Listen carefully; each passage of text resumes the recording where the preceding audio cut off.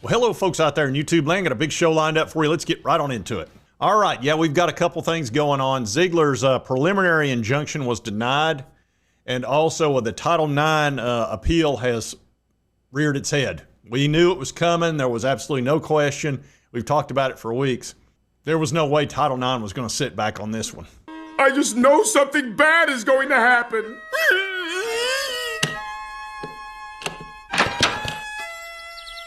Huh?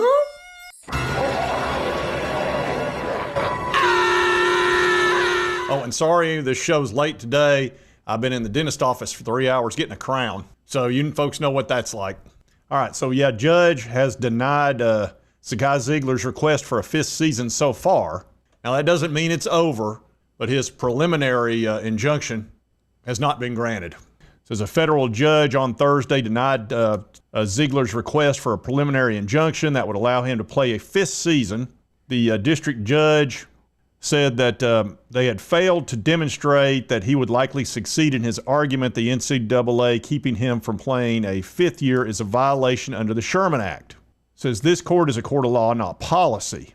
What the NCAA should do as a policy matter to benefit student athletes is beyond the reach of the Sherman Act, and by extension, this court. Ziegler's attorney said, "We are disappointed the court declined to grant a preliminary injunction on the basis NCAA does not control NIL compensation." But just days after the House settlement confirmed they would do exactly that. So this ruling is just the first chapter of what we believe will ultimately be a successful challenge. We intend to press forward in evaluating the best path for Zakai. The judge was also concerned about the fixed number of roster spots, and an injunction would run the risk of harming currently enrolled players committed to a university and current high school seniors being recruited. See, that's the tricky part of the if you add a 5th year to play college basketball or football or anything else, look, if this were allowed, it would affect everything in college. You'd basically be going from 4 years to 5. So what do you do with all the high school recruits when you've got 5th year seniors who haven't redshirted? They're obviously more valuable and better players than a true freshman would be 90% of the time. And I believe the judge did say that she would make a decision fairly quickly because she does understand that time is of the essence for Ziegler. And while this is not a decision, it is a denial of injunction. So we'll see how this plays out, but this is a disappointment for Zakai, I'm sure. And I don't know whether it'd be a good thing or not to have a 5th year situation for all college players. That could get tricky. So I'm not terribly surprised that the judge didn't jump into this, but there's other lawsuits out there that are very similar. And you know that Diego Pavia is getting extra years because he was in a junior college and didn't have any opportunity for NIL, which is kind of different. It's different than the argument that Ziegler had used. But anyway, we do know the injunction was currently denied. And speaking of courtrooms, we've talked a bunch about Title IX. We knew that was going to pop up here pretty soon, and it hadn't. We didn't have to wait very long. As soon as the settlement was done, here comes Title IX. It says here, House versus NCAA settlement payments are on hold amid legal challenge for the female athletes that are appealing. And how this plays out, there's $2.8 billion in back pay that's going out in damages for players from 2016 forward. And that's really the biggest issue with this appeal. This will not stop the July 1st payments for the players currently enrolled and all of that. This has everything to do with the $2.8 billion in back pay. Now, there's $285 million of that money ready to go out, but all of that's on hold right now for the back pay. And obviously what these athletes are wanting, there's 8 ladies that are appealing this. They want the money split down the middle. And currently they're only going to get $102 million of the $2.8 billion. And in the settlement, you can see $2.4 billion goes to men, only $102 million to women. And this is where they think it violates Title IX. Now, the argument is pretty complicated.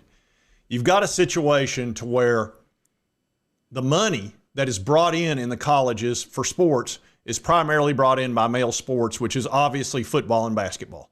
There is some money coming in for women's basketball, but most of it's for men's sports.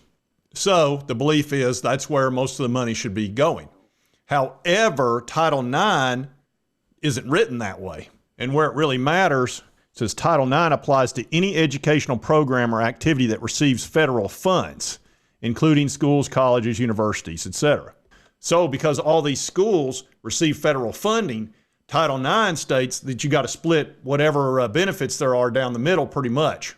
However, we're talking about name, image, and likeness and revenue sharing, and the money that's brought in, the revenue that's brought in is primarily those sports, which is football, basketball. So they're going to have to decide in the courts. Obviously, who knows? This might end up going to the Supreme Court, honestly, because it does involve Title IX, deciding how that money should be split up. But I can tell you the Title IX people expect it to be down the middle, and we've been talking about that for weeks. Whereas the way this settlement was set up, it's pretty much all going to men. I think it's 5 or 10% for the women. And again, that's based on the revenue that's brought in, not based on Title IX. So this thing's going to we knew it was coming, and it's going to get ugly. And the attorney said, we support a settlement of the case, just not an inaccurate one that violates federal law. And the House settlement used a formula to determine how to distribute the money. And football and basketball will be getting 90% of the $2 billion settlement, women's basketball 5%, and all other athletes will get 5%. So pretty much it's a 90-10 split, and Title IX this appeal wants it down 50-50. The attorney also said the settlement suggests schools would have paid male athletes over 90% of their revenue over the past 6 years, as though Title IX didn't apply. It says if Nike wants to do that, that's their choice. If the school or a conference acting on a school's behalf tries to do that, they are violating the law. They can either pay the athletes proportionally or they can return all of their federal funds, but they can't do both. Now, that's what the attorney says that's appealing the settlement. So those back pay payments obviously are going to be on hold for a while. I don't know how long they'll be on hold. It's hard to say. But we'll keep up with this.